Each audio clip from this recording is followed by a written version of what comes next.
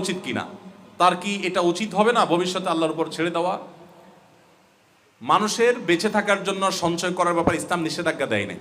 যদি তার সম্পদের জাকাত ঠিক মতো দেয়, গরিব অভাবীদের হক ঠিক মতো আদায় করে, আত্মীয় স্বজনের হক ঠিক মতো আদায় করে, তাহলে তার সম্পদ সঞ্চয় করতে ইসলাম নিষেধ করে না। এটা তার আল্লাহর প্রতি তাওয়াক্কুল বা ভরসার পরিপন্থী কোনো বিষয় নয়।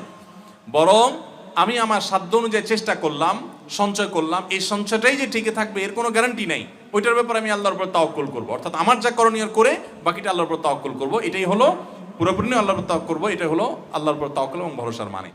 হলের ডাইনিং ম্যানেজার হিসাবে থাকাকালীন শিক্ষার্থীদের কাছ থেকে নেওয়া টাকার কিছু অংশ নিজের জন্য রাখা হালাল হবে কিনা? হ্যাঁ, দেখুন, আমরা এই দেশটাতে যে যেখানে যতটুকু চান্স পাই, যে যেখানে, আপনার হাতে খুব বেশি চান্স নাই, একজন পিয়ন সে চিন্তা করে আমি টেবিলটা শুধুমাত্র এই স্যারের টেবিল থেকে ওই স্যারের টেবিল পর্যন্ত নেব, শুধু এই ফাইলটা সরানোর জন্য সে বলে পয়সা লাগবে, ঠিক না? প্রত্যেকটা মানুষ আমরা যে যেখানে আছি সেখান থেকে চান্স নেই কিছু একটা আদায় করবার। আমার ভগ্নিপতি অমুক, তাকে দিয়ে তমুকেরটা তমুক আদায় করে দিব, আমার চাচাতো ভাই অমুক, আমার বাপ অমুক, আমার খালু অমুক। গোটা দেশের প্রত্যেকটা বিষয় আমরা এভাবে দুর্নীতি দিয়ে ভরে ফেলেছি। আপনি হলের ডাইনিং ম্যানেজার থাকেন আর যেটাই থাকুন না কেন, শিক্ষার্থীদের টাকা যদি উত্তোলন করা হয়ে থাকে সেটা আপনার কাছে আমানত।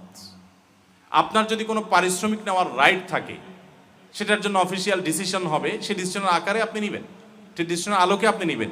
এর বাইরে যদি আপনি তলে তলে কিছু গ্রহণ করেন তাহলে সেটা নিজে নিজে গ্রহণ করেন। দেখেন, শয়তান মুসলমানদের হারাম খাওয়ানোর জন্য কিছু মাসালা ডেলিভারি করে, এরকম শয়তান বলে যে দেখো তুমি তো এখানে পরিশ্রম করছো, তোমার তো কষ্ট আছে, আসলে ডিউটির বাইরেও তো তুমি কত কষ্ট করছো, তুমি একটু নিতেই পারো।